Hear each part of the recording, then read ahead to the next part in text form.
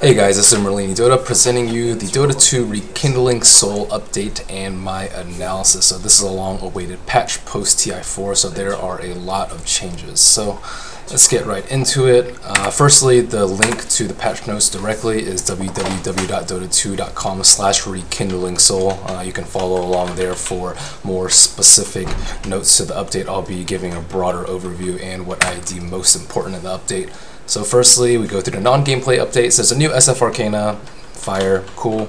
Fight recap implemented. I'm not sure whether that's in replay or during spectating streams or for broadcasters, but it is implemented nonetheless. There are some other ones too, new treasures and whatnot.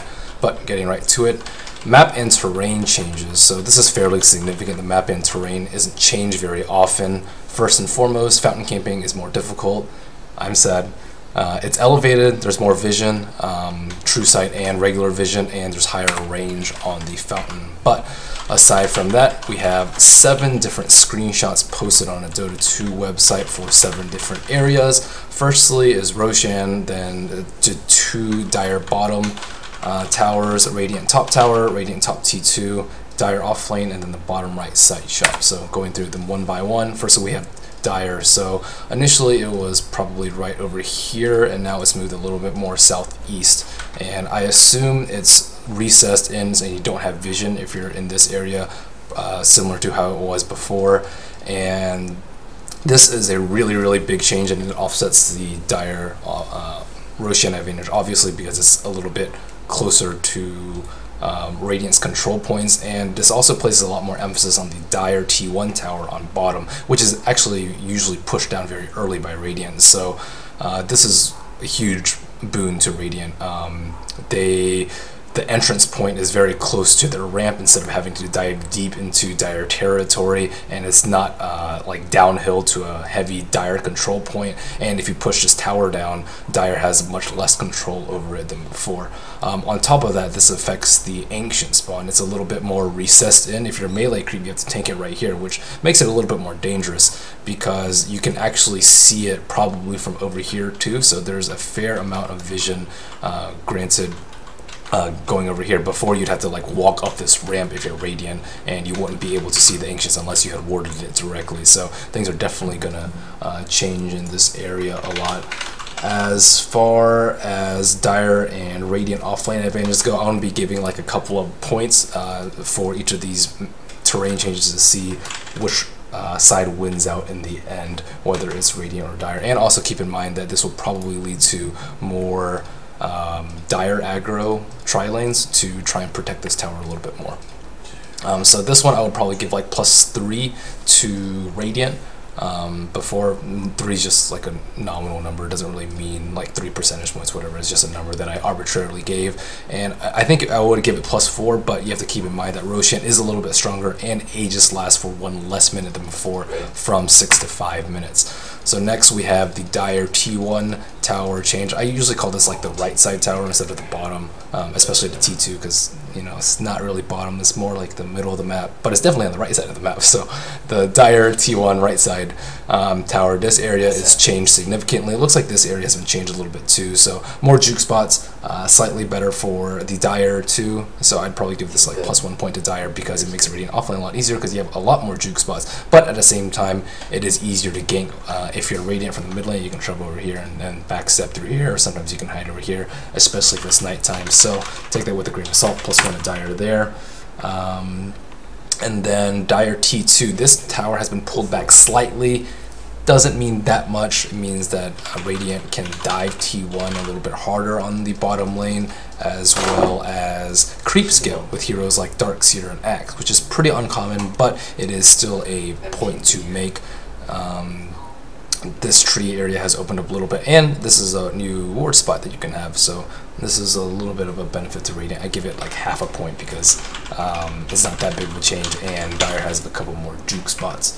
So next one that we have is Radiant top T1 tower, which is right next to the secret shop. This area has been opened up significantly, and if you see the distance from the rune to the T1, it's very little. Like, it's almost a straight shot. So this is a double-edged sword. Radiant can check rune a lot easier, but at the same time they can get ganked from the Dire mid, who gets the rune very, very easily in a very dangerous territory. I would say this is probably a neutral change. Doesn't really benefit either side that much. And keep in mind that you can smoke gank a little bit easier too.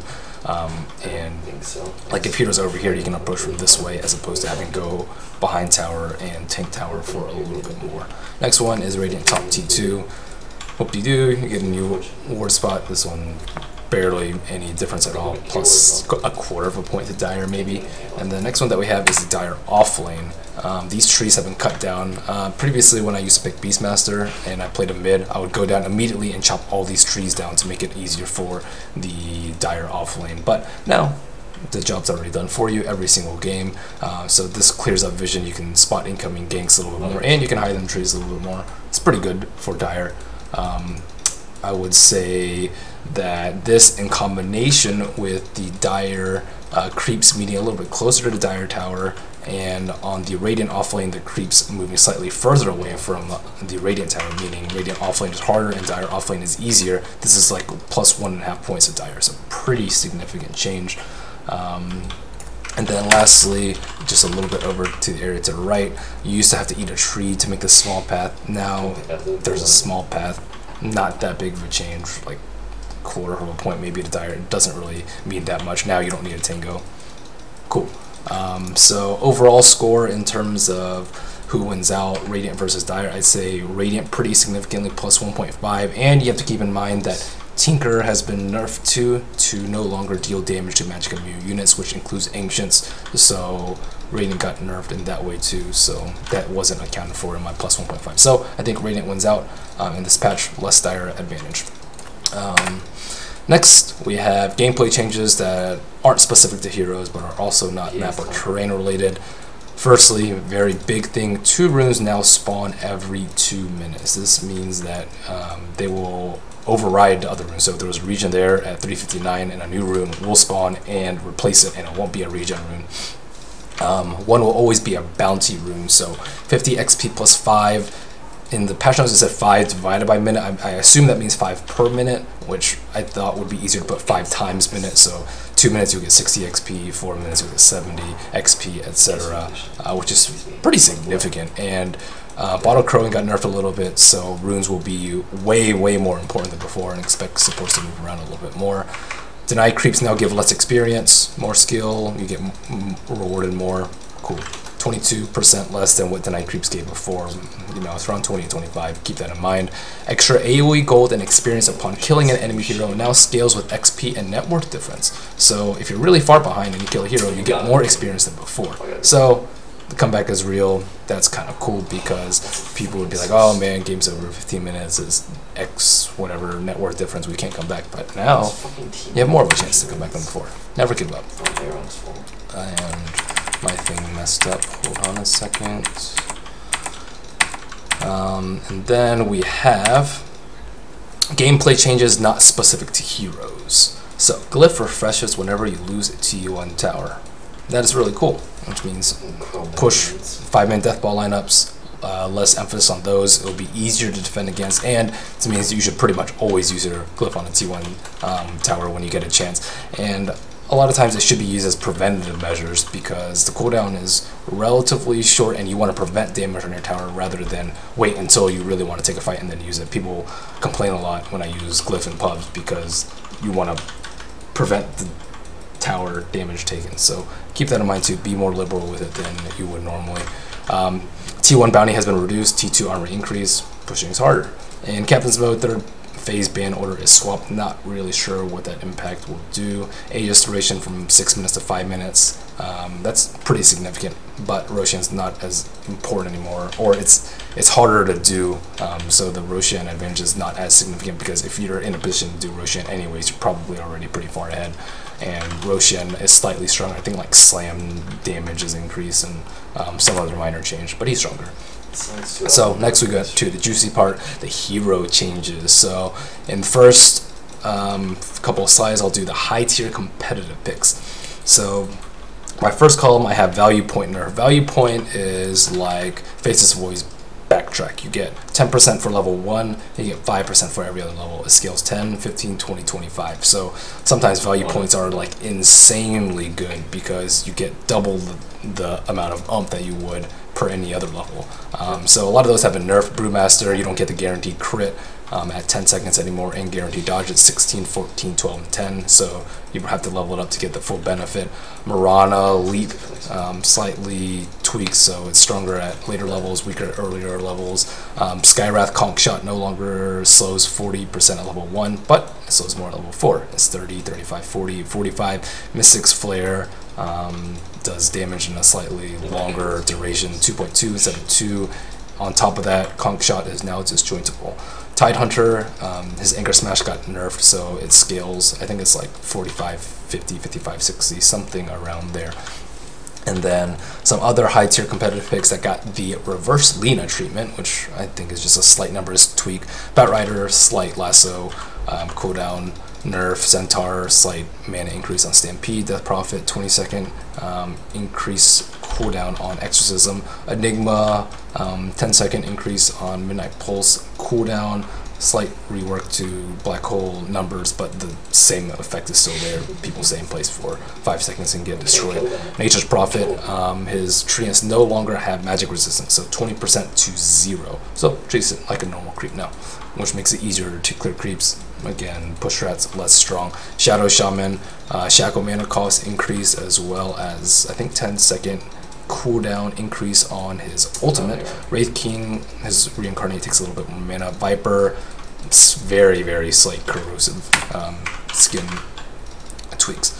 So next we get to the nerfed heavily, which everyone will be happy to see. Doom, Faceless Void, Lycan, Razor, and Tinker. So Doom only got 2 on paper in the hero changes, but he actually got nerfed in a lot more ways. I think Doom no longer disables passives unless you get Ags, and Doom cast point increased from 0.3 to 0.5. But on top of that, Centaur no longer has the aura, so that usually was his creep of choice, at least for competitive. Some of the other creeps got changed too. And on top of that, the damage for Doom got nerfed, and that was listed in the composite damage section. So before it did magical but went through spell immunity, now it does pure going through spell immunity, but the damage was decreased significantly. For it to be on par, it would have to be decreased by 25%. So if it did 100 damage per second before, it would have to do 75 pure, which is equivalent to almost every hero that has 25% base magic reduction, which is every hero but 2, I believe, Meepo and Visage. But for all intents and purposes, pretty much 25% should have been in line, but it's nerfed a little bit more than 25%, which means it does less damage than before, hence more of a nerf. Faceless Void got nerfed. Chronosphere was programmed as an aura, I think, in Dota 1, which means it has a lingering effect. So it lasted half a second longer than before. On top of that, Flying Vision got reduced. I think Slight AoE got reduced too, and it no longer disables passives, which is pretty important, especially for stuff like Butterfly. Lycanthrope got nerfed very heavily too, but I think like 4 changes in Shapeshift. It has a cast time now, 1.5 second cast time. No longer gives you the sweet 1.5 base attack time, but it does give you a little bit more move speed, which is always good. I think 522 to 650. Razor got nerfed. Every one of his active skills got nerfed. Eye of the Storm no longer persists through reincarnation, also known as Ages. His second skill, Eye of the Static Link, takes 50 mana at all levels, so that makes his laning much more difficult. And minimum damage on Plasma Field, his AoE nuke, got nerfed significantly, but max damage is still the same. Tinker, only one change, and it's really, really big. March of Machines no longer does composite damage, and it no longer damages magic immune units, so no longer is BKB useless versus them. It's not, well, it wasn't useless before, but it's very strong versus them now because you can push uphill. And on top of that, he can no longer do Ancients with March of Machines. That is very, very, very, very big change. So next we have Captain's Mode changes. A couple heroes removed from Captain's Mode because they've had significant reworks. Bloodseeker and Phantom Lancer. Not exactly sure what they do. I read their skills, but it's very hard to deem whether a skill is good or not just from reading it. I had to play it a couple of times before I gave a good judgment on it. Added to Captain's Mode, Legion Commander and Terrorblade. I think Terrorblade got hit pretty hard in the previous patch with reflection scaling as well as a strength nerf. I think he did get a slight sundercast point buff this patch, but overall I think he's not that strong of a hero, especially in Captain's mode. Legion Commander, on the other hand, I think is really strong. She does a lot of damage with her first skill, pretty good anti-push. Duel is very good at man-fighting a lot of difficult to lock down heroes like Slark and Ember Spirit, those kind of somewhat popular heroes, and she actually has a lot of utility as a damage dealer too. And she can press the attack, which heals your teammates and dispel debuff. So she's like, you know, Abaddon and a physical damage dealer and an anti-pusher, like all in one. She is decent. And she can actually fare decently in the offlane too, so I expect to see a lot of LC, and she's pretty good against push threats, which is very important, at least in 6.81. As far as the heroes that aren't high competitive tier, the notable hero buffs, I was looking through all of them, there aren't really any huge hero buffs. Like, all of them are very, very minor, like slight numbers, tweaks here and there, slight mana cost reduction. If I had to pick three, the three I would say most notable were Broodmother, Ogre, and Riki. Riki gets Invis at level 1 now. It's like a base skill. That's kind of cool, but he got some other stuff nerfed. I think his damage and his move speed got nerfed too, so who knows how that'll turn out. Ogre Magi, he has 2.5 HP regen a second now, up from 0.25, which makes him much better at support because he can trade hits and regen it back up without having to expend any money. His other skills got buffed too. Broodmother, her webs got changed a significant amount. I think they have, you can have like 4 stored up and then just cast them all at once. You can also cast them if it's tangent to another web, and some other small buffs. But Broodmother, still not a CM though, so not that big of a deal. And most other underused heroes given a slight buff. So if you're looking for your favorite hero, like PA or Jug or whatever, they both got buffs. So check out the patch notes. I can't go through them one by one. They're just all really, really small, but they're good. I like buffs to the weak heroes. And new Ags upgrades. Wouldn't be a good patch without good Aphis upgrades. So Bane's is weak. Bane's attackers get slept during ulti. This is on top of what already happens, which I think is like, I don't know, 6-second something and some other stuff too, but relatively insignificant. Chen, he can persuade Ancients, 1 per level of Hand of God. That's kind of cool. Ancients are strong. And that will limit his, or that will further augment his late game capabilities. I'm not sure how much of an impact that is because this last patch was not a Chen and Enchantress patch, but maybe we'll bring it back. Puppy, please. Earth Spirit converts heroes to Stone Remnants, Forgotten Apprentices. Not a CM. Other skills got nerfed to, who knows. Elder Titan, ult disarms in addition to slowing. That's pretty cool, but Elder Titan farming that item, don't see it happening very, very often at all, unless you're already going to win anyways. It's a win more item.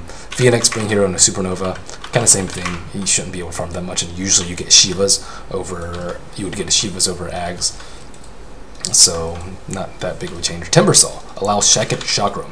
This one is by far the most important Axe upgrade in this patch because, firstly, Timbersaw is a hero that's actually picked in Captain's mode. Secondly, he's in Captain's mode, unlike some of these heroes.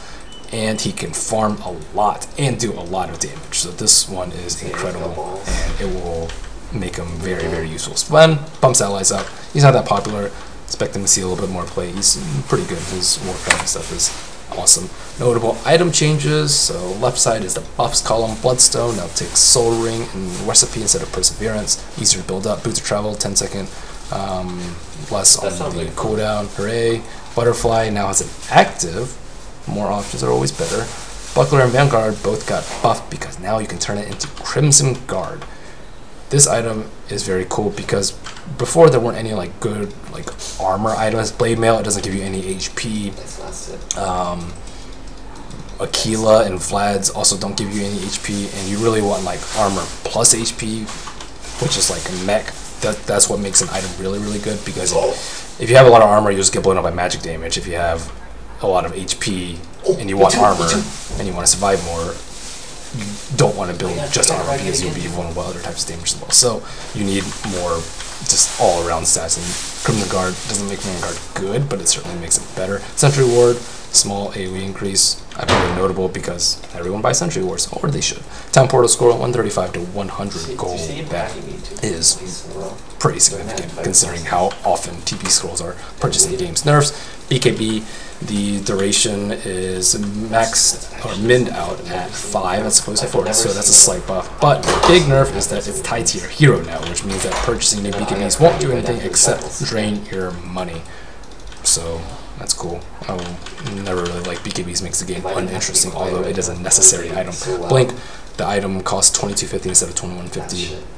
Was really strong before, especially in relation to Shadow Blade. I still think Shadow Blade is a little bit too weak, but aside from that, Ethereal Blade now has a projectile speed, slightly nerfed. Bottle Crowing, for some reason the Flying Crow got nerfed a lot. The duration on the speed boost is like 20 to 4 seconds, and the cooldown was like increased immensely. I'm not really sure what the reason is to that. I think it's just to dissuade Bottle Crowing in general, encourage people to buy bottles to actually get runes, which sounds like a novel concept, but it really shouldn't be.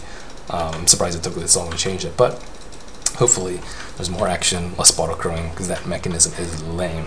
Maelstrom, I think recipe cost was increased by 100. Mechanism, whatever you want to call it. Mana Cross increased from 150 to 225. This item was really good in comparison to Vanguard. You should almost never ever get a Vanguard over a mech, but now it's not as clear cut. I'd still say mech is the better item, but you know, one day Vanguard will get there. Refresher Orb for some reason got nerfed 160 to 185 second cool down on that now. And then in the middle we have 3 different items that could be buffs, could be nerfs, who knows. Bottle gold increased from 700 or from 650 to 700, but now you have a bounty rune, so it'll probably pay off for itself. I'd probably actually say it's a bottle buff overall. Dagon, the damage got not the damage, the imp got increased, but the mana costs got increased as well. Why? Who knows. Diffusal, for some reason this item got changed to the scaling, got changed a little bit differently. Hardly anyone gets this item, so not that big of a deal.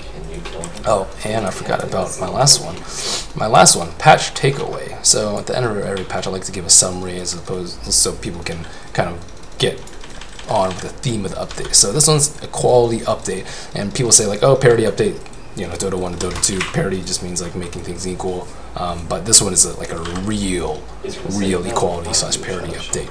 Firstly, it balances out rune luck. Secondly, balances out radiant offlane advantage, something people complain about. Balances out dire Roshan advantage, also something people complain about a lot. Levels out pushing strats with other strats. People hated some of the TI games because push strats. Damage inflicted, and if I got a T there, from Snowballer upon Snowbally is mitigated.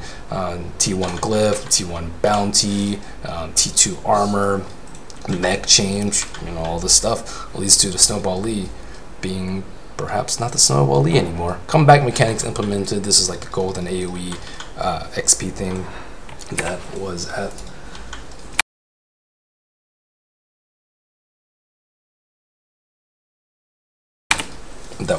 listed very top of the patch notes.